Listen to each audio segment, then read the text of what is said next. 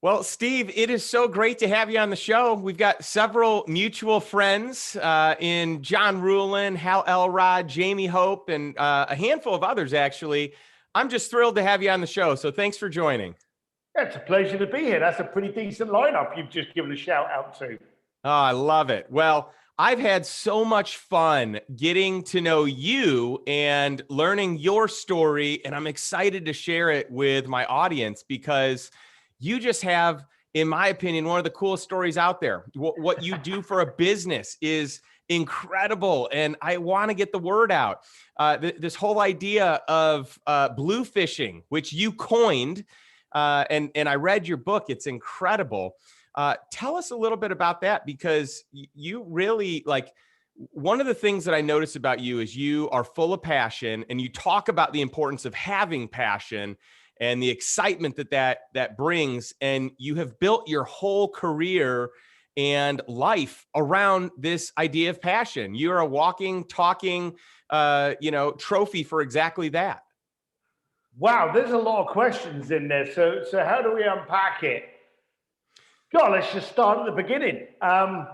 Like all entrepreneurs, I grew up aggravated, and I grew up financially poor. I'm always very quick to say the difference between being poor and financially poor, because I was loved, I was protected, I was taught what an honest day's work was. I was always that, but we had no money, so we were financially restricted. And I didn't like that bit. So I went out to try and find successful people to have conversations with. Just very similar as the way people do podcasts today. So I went out on a journey to literally ask the richest people in the planet, how come you're successful and I'm not? And it's a very cheeky, abrupt, borderline rude question to ask that I've been able to ask Sir Elton John, Richard Branson, Elon Musk, and some other wonderful people that I've worked with, worked for, been clients. And I've done that. So for 25 years, I wanted to get in a room with rich people. To do that, I needed to do something for them. And I had a knack of getting people into places that they weren't invited to. So it started off getting them into parties. If Cartier was having a private event at the Rodeo or Bahnhof or Kowloon store, I would get affluent clients into it. Cannes Film Festival, Milan Fashion Week, the Grammys, Sir Elton John's Oscar party. The events just got bigger and bigger and bigger and bigger. And without realizing it, over 25 years, I created, quite simply, the personal concierge industry. Forbes called me the real life Wizard of Oz. One of my little taglines, which someone called me, I think it was Entrepreneur magazine, they said, I'm the Make-A-Wish Foundation for people with really big checkbooks. I liked that one. But my job was basically, if I could look after you, get you to do a drum lesson with Guns N' Roses, drive a Formula One car in Monaco, hang out with Ferrari, go backstage, go on stage. I've had clients literally structured to go on stage and sing live with their favorite rock band. I became that guy, not because I wanted to do that, but I wanted to ask those people the question. And along the way, I used a lot of passwords. And so I would say, oh, yeah, go and see Jimmy, tell him Sim sent you. And I would always give them a stupid password because I wanted them to smile. So I would say, you've got a name, 2 of the Teletubbies. Or you've got a name, Big Bird's mate, out of Sesame Street, the elephant. And I would give them all these stupid things. So I would have some of the most powerful and sometimes intimidating people walking up to my contacts going, Snuffleupagus, or Winky Winky Po. And it was hysterical. And one of them was finished his sentence from Dr. Seuss, 1 fish, 2 fish, red fish. So people would go up and they'd be like, Sim sent me Bluefish. And they'd be like, in you go.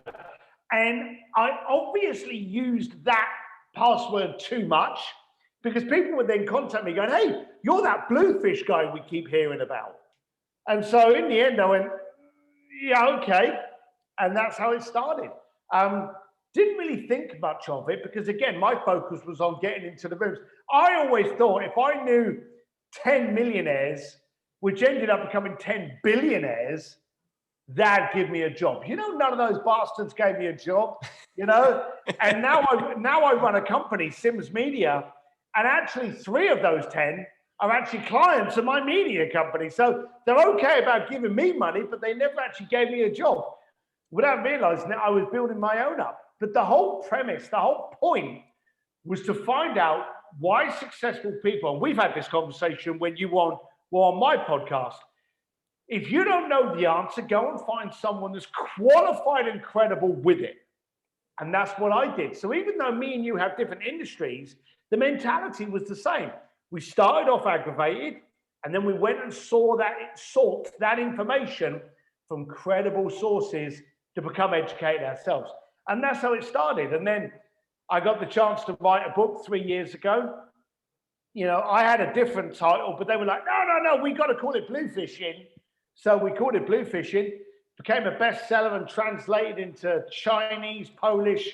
It's just been released in Russia, Japan, Thai, Korean, all over the planet. And now I coach, train, speak, and that's what I do now. I basically take everything I've learned from 25 years of getting the answers, and I coach and train entrepreneurs on how to get away from the biggest problem they've got, which 99% of the time is them. That's right. That is so cool. I'm curious, what was the title of the book going to be called? I was going to call it Getting Shit Done. I think that would have sold pretty well too. I think it would have done, but there was actually a couple of books that went out and did that. And there's actually a couple of titles out there similar. Yep. But the book was released by Simon & Schuster, and I learned a lot of things. If any of you are out there going, hey, I want to launch a book, get ready to hate me. Because I was in a bar, it's been known to happen, having a conversation with a girl who just happened to be something to do with Simon & Schuster. A week later, no proposal, no manuscript, nothing.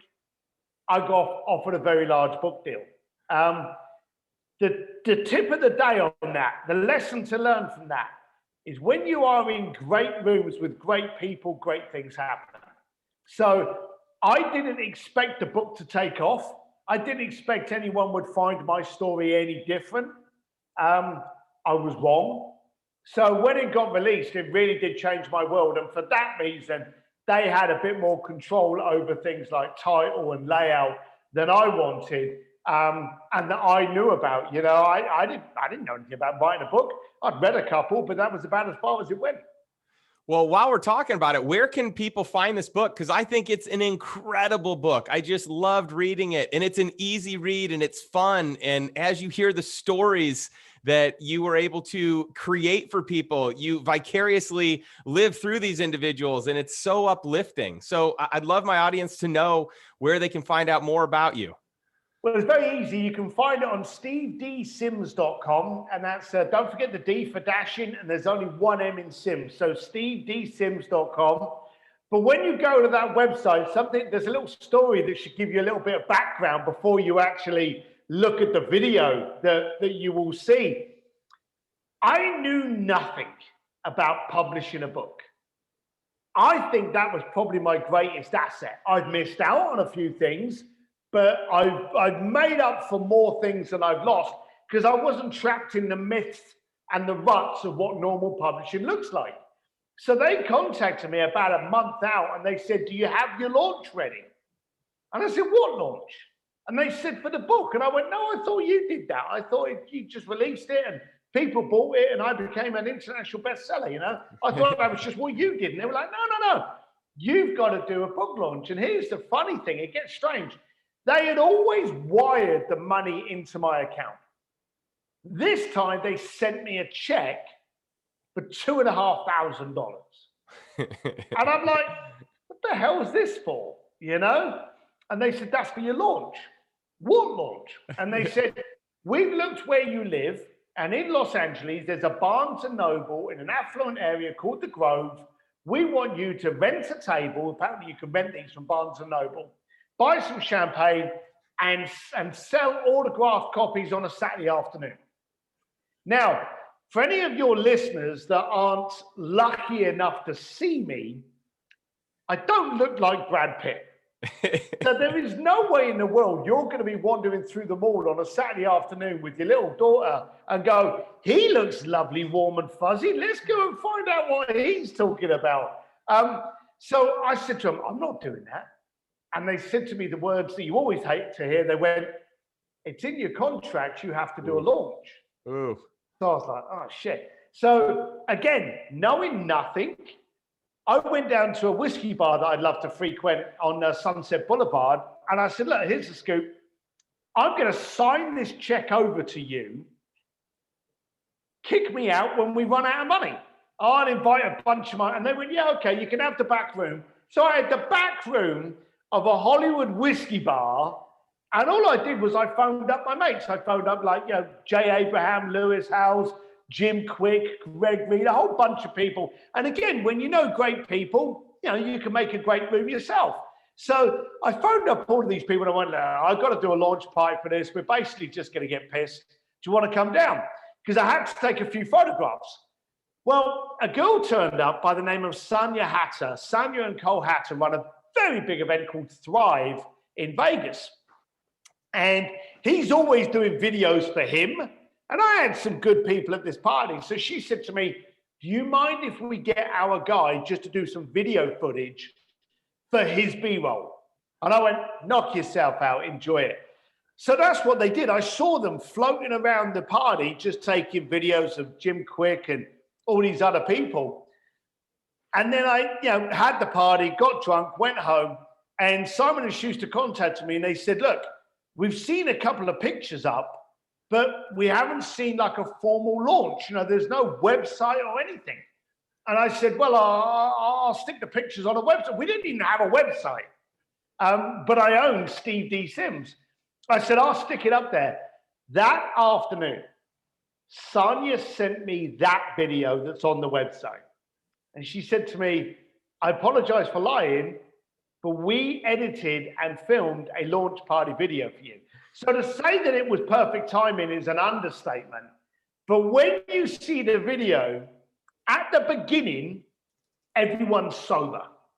And it's all kind of like, it's a blessing to be here with Steve. Steve's done it's just such a good job with it. It's an honor to, and as the video goes on, everyone's just getting shit-faced. And then it's a case of, I didn't even know he could fucking read a book, let her write a book. What's this about? And it gets abusive. So they sent me this video and I thought to myself, is it too coarse to post up? And I thought to myself, again, and we've spoken about this, when you've got people saying real things about you that know you, how more real can that be? That's right. If I've got my friends going, he's an arsehole, I'm going to post that up because my friends can call me an arsehole because they're my friend. I posted the video, and this was about a month after the launch.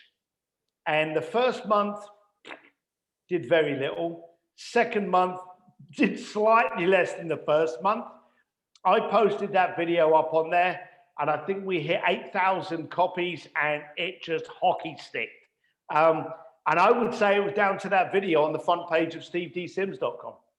That's awesome. What a great story. And one of the things that I appreciate the most is you did it your way. And I can tell that this is just kind of the way that you live your life. It's you figure out how you want to do it. And it doesn't matter if someone else thinks you should do it differently.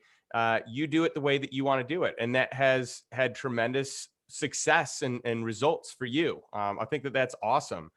I think about some of the things that I learned from your book, and there's just a wealth of knowledge. Obviously, the stories are great, but I love how you talk about passion being the best language or currency that exists. And you can see it, you can hear it, you can feel it. You exude passion.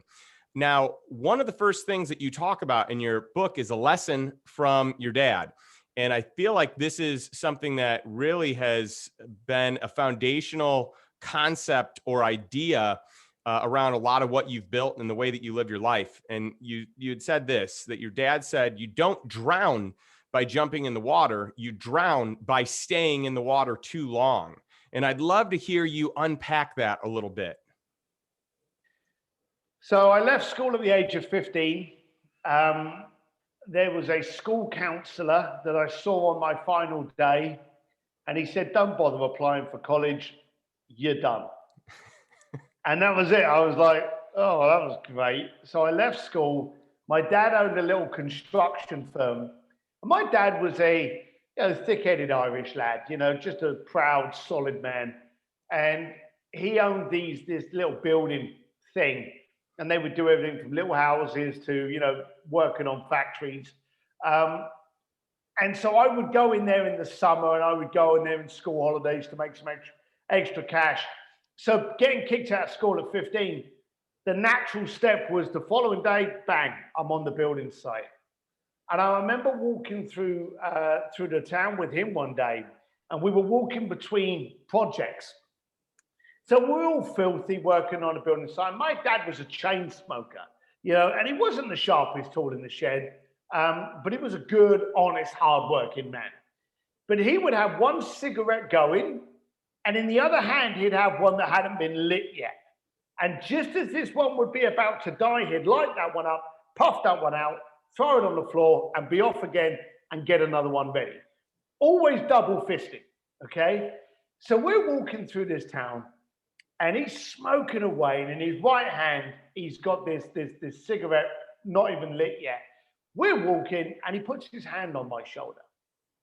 No reason, no lead up, no prior conversation. And he said, son, no one ever drowned by falling in the water. They drowned by staying there. He took his hand off my shoulder, lit up his cigarette, put it in his mouth, stabbed the other one up, and carried on walking.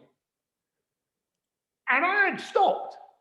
I was stationary, and I was like, fuck was all that about? I thought it'd be consumed by a fortune cookie or something. I was like, where did that come from? What the hell did that have to do with anything? And I was completely perplexed. And as I say, he had just carried on walking, so I had to run to catch him up. And I just thought, yeah, I don't know where that came from. And I ignored it, forgot it. And then as I started my entrepreneurial journey, I realized, and we had discussed this when you were on my podcast, and we had discussed that we have had a lot of mistakes and failures. And that's what education is. And I thought to myself, hang on, I keep falling over here. In fact, I'm falling over and burying myself in the water. But I have the choice. And it's resonating. I'm 55 years old now. And the amount of mistakes I have now are maybe less than when they were when I was younger, but I still have a lot. I want to force myself to grow. I want that education. I want that experience. And anyone that wants education and experience knows that comes from things going to shit. So every time I try something, I go, if I'd have done this, it could have been, that's what I want. The second I stop failing, I end up staying still. Anything that stands still becomes stagnant, stinks, and dies. And I don't want to be doing that. So I'll often remind myself of that statement that my dad gave me walking through town. That's powerful. And, you compound that by saying failure is just an education of what not to do. And that's so true. And for every failure, you're learning. But I think that it really resonated with me when you said it's not, the worst thing is not failing. The worst thing is not trying and then falling short. The worst thing is to not try and to be in the exact same place that you were without growing one bit. And that is so true. And if we can all, I know you're a big fan of growing 1% every day, getting a little bit better every day. And I think if more people can embrace that mindset, it's going to have a tremendous impact on the world. I remember when Joe Polish said to me that he'd just heard this new statement. So I don't know who he heard it from, but he said to me, the definition of hell is to meet the man or woman that you could have been. Mm. And I thought to myself, wow, I want to be somebody else's definition of hell. I want someone to meet me, read my book, have me coaching them, anything. I want someone to get involved in my ecosystem somewhere and go, how the hell can this bricklayer from London be working with Elon Musk or the Pope or Sir Elton John? Hell, I'm already out of excuses. So that's what I want. I challenge you to be able to use me as an excuse for you not to be able to achieve greatness. Because jeepers, if I can be doing it, you are already out of excuses. Yeah, that's powerful. And I think most people don't because they're afraid of the embarrassment of not doing it. And we just have to get beyond that. That just can't be a thing. Who's embarrassed? That's a brilliant statement. And you've sparked me up there nicely. Embarrassed by who? Haven't you noticed that all those people around you that laugh at you when you fail have never achieved shit? Mm. If I went into investing, okay, and I was working for asset-driven investments, as you were teaching me earlier, and I got involved in a mobile park home and it flopped, would you laugh at me or would you educate me? I'd educate you. Because you're in a position of credibility to be able to do so. The person that goes, oh, you lost your ass, can't even afford the payments on that push bike. So we care about the people that are going to laugh at us that don't actually add anything to us. So surely when you start validating that, you tend to try more often, because the people that send me hate mail, the people that go, oh, how do you live yourself? How do you live with yourself and sleep at night when you're dealing with billionaires? And I tell them, very well, thank you very much. It doesn't matter what these people are saying, because as a friend of mine said to me years ago, be so successful and disruptive that you have haters. That's good. That's powerful. Something else that I took away from your book and really just your overall message is don't be easy to understand, be impossible to be misunderstood. Yeah. There's too many people. Well, let's break it down. There's a percentage of the planet who have already decided they love you. You walk into the room, they just go, I love his shirt, love his haircut, love his size, love his smile. I love this guy. This guy's brilliant. I want to do any business I can with him. They're throwing that checkbook and firstborn at you and asking if you'll marry that sister. They're committed to you. There are people in this world that just based on your accent, t-shirt, the way you walk, your favorite tune of music, what cheese you like on your sandwich, just hate you. You can't do anything about it. They don't like you. They're not the problem. The people that are the problem are those on the fence. Those people that sit there going, I don't know if I like this guy. And do you know whose fault that is? You. You see, you are the one to blame if you have anyone confused, because no one confused will ever give you that checkbook. So for me, I'm like, hey, this is it. If you like it, let's get in the sandpit and let's play. If you don't, you'll be fine. I'll be fine. We'll walk on by. Okay? You've got to make sure that those people on the fence can't misunderstand who you are. If you meet me in a pub, if you meet me driving down the road on my motorbike, if you meet me at a stage event, if you have me coaching you, don't be stupid enough to think that I'm going to change who I am for any of those arenas. I am the exact same person, can't spell for shit. I've got a greater ICANN than an IQ, and I'm going to get you uncomfortable. Wherever I am, that's me. And it will resonate to you, and I'll have you close to me, or it will repel you, and we will never speak or look in each other's direction again. And that's what you've got to do. I'm amazed. We have a company, Sims Media. I am amazed that the first mistake that people make when they launch a company is to go on a branding campaign to brand themselves as someone that they're not. Mm. Why would you do that? You were born different, you walk different, you look different, and the first thing you do is you try and act like somebody else. Why become a sheep when you're already an individual? So for me, I realized that we are a battery, you know, and we've all got these cell phones, and just like a cell phone has to be plugged in, my computer has to be plugged in. We exert energy when we're working on a project. Why should a high percentage of that energy be focused on being someone that you are not? Yeah. Now, for me, this is going to surprise a few people. It takes zero effort to be me. Zero. I have 100% effort, energy, and passion on sorting your shit out and making you more scalable and more impactful. Because being me, do that all day, every day, all day long. And you guys out there, guys and gals, should be doing the exact same. Stand out by being you. Oh, I love it.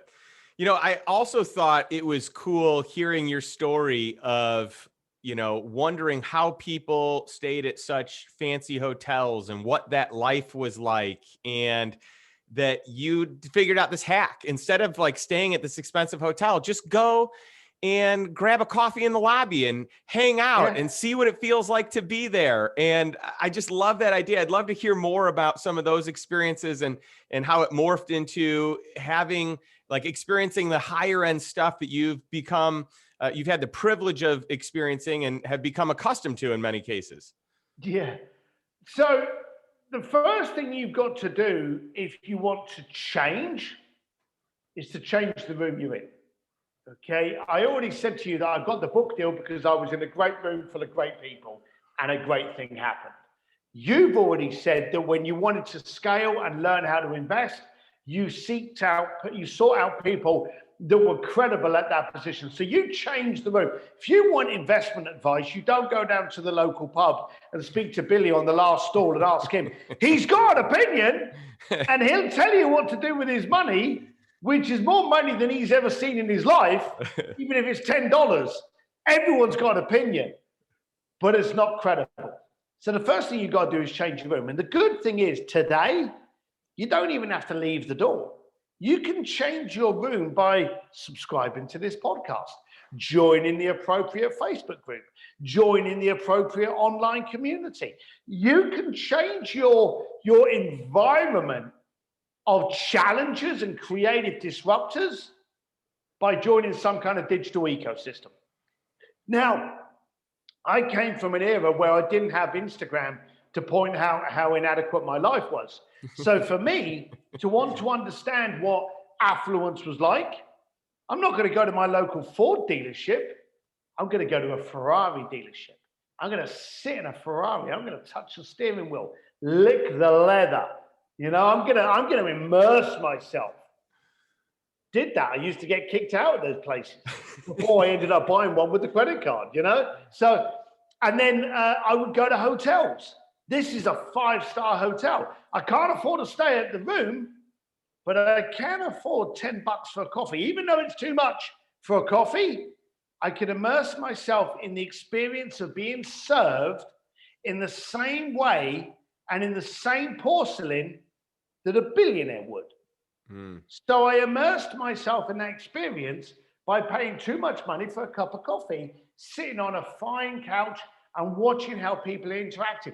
And then I would take it a bit further. I would actually go up to the front desk and go, hey, I got clients flying into town. They always like to stay at the penthouse. Can you show me the penthouse? They would show me the penthouse. So now I'm walking around the penthouse and I'm getting to see what a $2,000 a night penthouse would be. And I'm like, oh, so this is, oh, you've got your own private chef and your own private elevator. Oh, right, okay. And I immersed myself. It opened my eyes because I asked myself to see it. I pushed myself to try it. I remember taking my dad My dad didn't want, he's from old school. He didn't want to get into the Ferrari, you know? And he was like, no, no, no. I was like, sit in that damn car. You're going to have no idea what it's like until you sit in it. And I forced him to sit in it. And so many people are scared of doing it. What's going to happen? You know, you're not going to suddenly explode into a ball of flames, but you are now going to know what it's like to sit in a Ferrari. You may not be driving it down the Autobahn, but you now know what it's like. You've got to do that. You've got to experience those kind of things so that you can make an educated decision as to whether or not that fits your style. As it is now, I haven't owned a car for 20 something years. I literally ride motorcycles every day, all day. I've got like 12 of them. And, you know, I just collect motorcycles. That's awesome. What a fun way to experience the finer things in life when you otherwise could be afraid of what that looks like or not know. And then you can get in touch with it and realize maybe it's not that big of a deal, or maybe I can have this, or maybe I deserve this too. Why would someone else get this and I don't get this? Maybe it's just a mindset thing. It's just so powerful. And on the flip side of the coin of this, one of the things that you talk a lot about is taking money out of the equation whenever you can, because it drives out the physical and emotional states. And so I think this is another great way to look at it, because money probably drives most of us too much, too often. And when you get rid of that stimulus, that whatever it is, then you can make better decisions. It's like making decisions based on where your bank account is today. That's not probably the best way to make decisions, right? Oh yeah, it messed me up for many years. My life and my emotions reflected the size up or down of my bank account. You know, there'd be a lot of money in there and I'd become lazy and smiley. And there'd be a little bit of money in there and I would become hustly and get involved in deals that I shouldn't have got involved in. So I found that I was reacting to my bank balance, a bank balance that I was creating, that I was then allowing it to steer me. It was the classic tail wagging the dog. So I basically set myself up rules where I didn't pay attention to that. I would step aside of that and I could be much more fruitful in what I actually did. Yeah, that's good. That's really good. You know, something else I think is fun about the decisions that you make, and you are able to create such clarity and make decisions with such ease with these simple rules, these simple concepts. And one of them is the chug test, that you want to know that you could chug a beer with someone and that you would enjoy it. You'd enjoy your time. You'd enjoy your conversation. And that's one of your tests, your mental tests. If you're going to work with someone, if you're going to hire someone, if you're going to spend time with them, I'd love to hear more about that, because I think it's brilliant. So have you ever had a conversation with someone that, you know, maybe you were going to make a lot of money from, but you really didn't want to have that conversation?